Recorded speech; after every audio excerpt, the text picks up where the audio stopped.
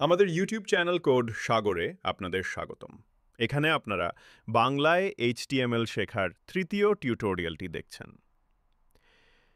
আমরা গত ভিডিওতে দেখেছি কিভাবে আমরা HTML এর বেসিক সিনট্যাক্স ব্যবহার করি।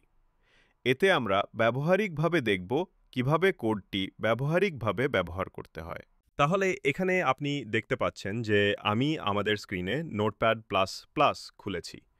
এখানে আপনি ফাইলে একটি নতুন ফাইল তৈরি করতে পারেন। যেহেতু আমরা ইতিমধ্যেই এখানে একটি নতুন ফাইল তৈরি করেছি, তাই এখানে আমরা আমাদের কোড লেখা শুরু করব। তাই প্রথমে আমরা এখানে আমাদের ট্যাগ HTML ট্যাগ শুরু করব। HTML ট্যাগ লেখার পর আমি এখানে আমার দ্বিতীয় ট্যাগ হেড ট্যাগ শুরু করব। যেমনটি আমরা আমাদের পুরনো ভিডিওতে বলেছিলাম যে হেড ট্যাগে যা করা হয় তা সামনের দিকে দেখা যায় না, এটি ব্যাকগ্রাউন্ডে চলে। এটি আমাদের টাইটেল বারে আসে, তাই টাইটেল বারে আমরা যে কোনো কিছু লিখতে পারি।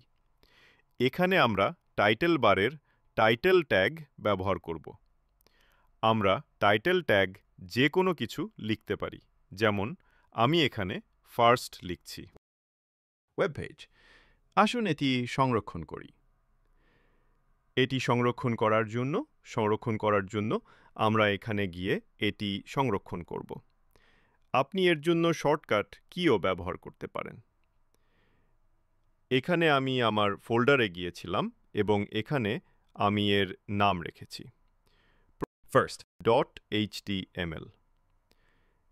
এখানে একটি জিনিস মনে রাখবেন যে আপনার এক্সটেনশন HTML প্রয়োজনীয়। এখানে দেখুন HTML ফরম্যাটে ফাইলটি সংরক্ষণ করার সাথে সাথেই পুরো কোডটি নোটপ্যাড প্লাস প্লাসে রঙিন হয়ে যাবে।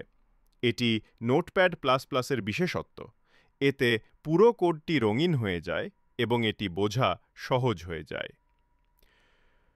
তাহলে এখন এই ফাইলটি রান করা যাক।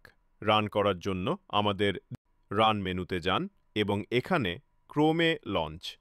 আপনি অন্য যে কোনো ব্রাউজারেও লঞ্চ করতে পারেন। দেখুন, এখানে আমাদের এই ফাইলটি খোলা আছে এবং এখানে টাইটেল বারে আমরা আমাদের টাইটেল ট্যাগে লেখা ফার্স্ট ওয়েব পৃষ্ঠাটি দেখতে পাচ্ছি। ঠিক আছে, তাহলে এখানে এটি খোলা আছে। এখন আমি আপনাকে বলছি যে আপনি যদি আপনার রান মেনু থেকে এই ফাইলটি খুলতে না চান, যদি আপনি এটি অন্য কোনো উপায়ে খুলতে চান, ফোল্ডারটি খুলবেন। যেমন আমাদের ফোল্ডারটি লার্ন HTML। এই ফাইলটি এতে তৈরি। তাহলে এখানে আপনি একটি আইকন দেখতে পাচ্ছেন। দেখুন, এই আইকনটি নির্দেশ করে যে আপনার ফাইলটি HTML ফরম্যাটে সংরক্ষিত হয়েছে। আপনি এখানে টাইপে দেখতে পারেন। ডিফল্ট ব্রাউজারের আইকনটি দেখতে পাবেন। ডাবল ক্লিক করেও দেখতে পারেন। পেজটি আমাদের ফায়ারফক্সে খোলা হয়েছে এবং এই টাইটেল বারটি ফায়ারফক্সেও দৃশ্যমান। এখন আমি আপনাকে তৃতীয় উপায় এবং এটি কিভাবে খুলবেন তা বলবো। আপনি ফোল্ডারে গিয়ে ডান ক্লিক করে এটি খুলতে পারেন। ক্রোম দিয়ে খুলুন গুগল ক্রোম অথবা অন্য যে কোনো ব্রাউজার। আপনার সিস্টেমে যে ব্রাউজারই ইনস্টল করা হোক না কেন, এটি আপনাকে কেবল সেখানেই দেখাবে যেখানে ওপেন করা হয়েছে। তাহলে এখানে আমরা এই ফাইলটি খোলা আছে। ইতিমধ্যেই প্রথম যে ফাইলটি খোলা হয়েছিল তা এখানে। এই ফাইলটি এখানে খোলা হয়েছে। তাহলে এখন আমরা এখানে যাব। হেড ট্যাগের পরে আমাদের গুরুত্বপূর্ণ ট্যাগ। দ্বিতীয় ট্যাগটি হলো বডি ট্যাগ। বডি ট্যাগ, যেমনটি আমি আপনাকে বলেছি, আমরা বডির স্ক্রিনে, ব্রাউজারের স্ক্রিনে যা কিছু দেখতে পাবো তা লিখব।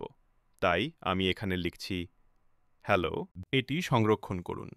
যখনই আপনি HTML ফাইলে কিছু পরিবর্তন করবেন, তখন এটি সংরক্ষণ করা গুরুত্বপূর্ণ। সংরক্ষণ করার জন্য আমি বারবার Ctrl+S টিপব। এখন আমি এটি আমার ব্রাউজারে আবার খুলব। এখানে এই ফাইলের ক্রমটি ইতিমধ্যেই খোলা আছে। আপনাকে এটি বারবার খোলার প্রয়োজন নেই। তুমি এখান থেকে ফাইলটি রিফ্রেশ করতে পারো। ডান ক্লিক করেও রিলোড করতে পারো। তুমি তোমার কিবোর্ডে F5 টিপতে পারো। এটিও ফাইলটি রিফ্রেশ করে। তাহলে এখানে দেখো, এটা হয়ে গেছে। আমি এতে যে কোনো কিছু পরিবর্তন করব। আমি এখানে হ্যালো ওয়ার্ল্ড লিখেছি। আমি হ্যালো ওয়ার্ল্ড লিখেছি। এটি সংরক্ষণ করেছি। আমি আমার ব্রাউজারের স্ক্রিনে এসে এটি এখানে রিলোড করেছি। দেখুন, এটি পরিবর্তিত হয়েছে।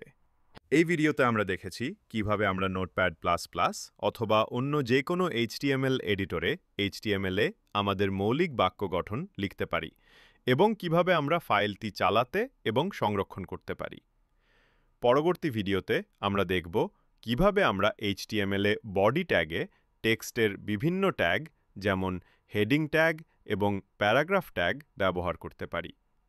আমাদের ভিডিওটি দেখার জন্য আপনাকে ধন্যবাদ।